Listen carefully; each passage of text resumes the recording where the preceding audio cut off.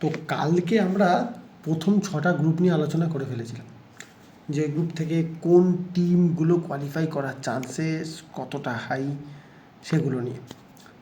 তো রয়ে গেছে হারাধনের বাকি 6টা ছেলে, মানে পরের 6টা গ্রুপ। তো সেই 6টা গ্রুপ থেকে কি কি হতে পারে, কারণ বিশ্বকাপের আর মাত্র একদিন বাকি। এই এখন আমি ভিডিওটা যখন করছি এটা অলমোস্ট রাত্রির 1টা বাজে। এটা আপনাদের কাছে যখন কালকে পৌঁছবে তখন ভিডিওটা পৌঁছবে যখন সকালবেলা। তো কালকে এই টাইমে আমরা অলরেডি বিশ্বকাপের প্রথম ম্যাচ দেখছি, মেক্সিকো ভার্সেস সাউথ আফ্রিকা। মানে উত্তেজনা একদম চূড়ান্ত লেভেলে পৌঁছে যাচ্ছে ব্যাপারটা, ঠিক আছে।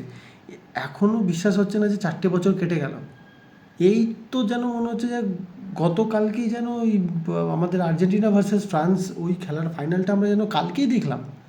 দেখুন 4টে বছর কেটে গেল, আবার একটা বিশ্বকাপ। তো এবার গ্রুপ জি, আর গ্রুপ জিতে আছে বেলজিয়াম, ইজিপ্ট, ইরান আর নিউজিল্যান্ড। আমার মনে হয় না তেমন একটা ডিফিকাল্ট গ্রুপ হবে ফর বেলজিয়াম, কারণ মানছি Egypt with Mohamed Salah is a good team, is a very good team, কিন্তু বেলজিয়ামের জন্য ডিফিকাল্ট অতটা হওয়া উচিত নয়। Iran is quite a good team, কিন্তু যে প্রেশার ইরানের ওপর দিয়ে যাচ্ছে, যা যা নিউজেস আসছে যে আমেরিকাতে তাদেরকে নাকি থাকতে দেওয়া হবে না, ম্যাচ খেলে তাদেরকে চলে যেতে হবে, যদি এগুলো সত্যি হয়ে থাকে না, দেন আমার মনে হয় ফিফাকে চিন্তা করা উচিত এই রকম কোনো দেশেতে টুর্নামেন্ট করার আগে। বিকজ আমেরিকা আমরা যেটা জানি যে তারা অনেক কিছুই কন্ট্রোল করে, বাট ফুটবলে আমেরিকার সেই ভূমিকা এখনও সেইভাবে নেই। তো যাই হোক, এগুলো বিতর্কিত বিষয়, কিন্তু আমার মনে হয় আমেরিকাতে যে জিনিস ঘটছে, বিভিন্ন দেশের সাথে কিছু ভিডিও এসেছে যেখানে কিছু আফ্রিকান কান্ট্রিজের সাথে, আমরা জানি America is one of the top racist কান্ট্রিদের মধ্যে পড়ে। তো সেখানে যে ঘটনাগুলো ঘটছে এগুলো ফুটবলের জন্য নট গুড। আর আমার মনে হয় না এই ওয়ার্ল্ড কাপটাকে আমরা সেই টপ ওয়ার্ল্ড কাপগুলোর মধ্যে রাখতে পারবো, যদিও এর আগে 1994-এ আমেরিকাতে ওয়ার্ল্ড কাপ হয়ে গেছে।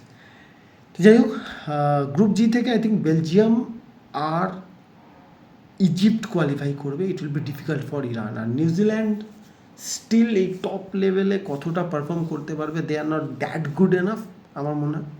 সো বেলজিয়াম আর ইজিপ্ট। এরপর দেন গ্রুপ এইচ, যেখানে আছে Spain, one of the, not only one of the, আমার মনে হয় এই ওয়ার্ল্ড কাপের সব থেকে বড় দাবিদার। আর তার সাথে আছে কেপ ভার্দে, ভালভার্দে ভাববেন না, কেপ ভার্দে, নতুন টিম, 2 লাখেরও কম জনসংখ্যা নিয়ে তারা এবারে কোয়ালিফাই করেছে। আর Saudi Arabia and Uruguay. Saudi Arabia Uruguay it's a tough opponent. Saudi Arabia obviously last world কাপে আর্জেন্টিনাকে হারিয়েছিল, আর উরুগুয়ে কতটা বেটার পারফরমেন্স করতে পারে, উরুগুয়ের টিম কতটা ভালো আমরা সবাই জানি, উরুগুয়ে কী পারফরমেন্স করেছে না লাতিন আমেরিকান কোয়ালিফায়ার্সে। So it will be a brilliant match Spain versus Uruguay. কিন্তু স্পেনের যা কোয়ালিটি, আমি সিম্পলি স্পেন এখান থেকে হাসতে খেলতে কোয়ালিফাই করা উচিত স্পেনের। Spain will be number 1 and Uruguay will be number 2 এই গ্রুপ থেকে। দেন গ্রুপ আই, আর এই গ্রুপটা অতটা ইজি নয়। তো ফ্রান্স আছে যেখানে, তার সাথে সেনেগাল, তার সাথে ইরাক অ্যান্ড তার সাথে নরওয়ে। এবারের বিশ্বকাপের one of the dark horse's Norway, যেখানে আপনার কাছে সলত আছে, আপনার কাছে ওডেগার্ড আছে, আপনার কাছে একটা আর্লিং হালান্ড আছে। আর্লিং হালান্ড বিশ্বকাপ খেলছে আপনি। আর এরা যে গ্রুপ থেকে ডাইরেক্ট কোয়ালিফাই করেছে সেখানে ইটালির মতো টিম ছিল, ইটালিকে 5 গোলে হারিয়ে, আপনারা এসে জানেন। তো খুব ইজি গ্রুপ কিন্তু ফ্রান্সের জন্য নয়, বাট ফ্রান্সের যা টিম, তাতে অন্য যে কোনো টিমকে তাদের সামনে জাস্ট মানে, ওই যে আগের দিন আমার এর আগে একটা ভিডিওতে বলেছিলাম না, ফ্রান্স যদি নিজের অকাতে চলে আসে, 10 থেকে 15 মিনিট লাগবে ওদের কোনো টিমকে জাস্ট উড়িয়ে দিতে। 10 থেকে 15 মিনিট একটা টাইম লাগবে। বাট এই গ্রুপটা ডিফিকাল্ট গ্রুপ। এই গ্রুপে Senegal is not that bad, Iraq with their physicality is a very good team, but still আমার মনে হয় France will be number 1 and Norway will be number 2। Then group J, আর I think world কাপের one of the easiest group পেয়েছে এবারে Argentina. Last year champion হবার পুরস্কার কিনা জানি না।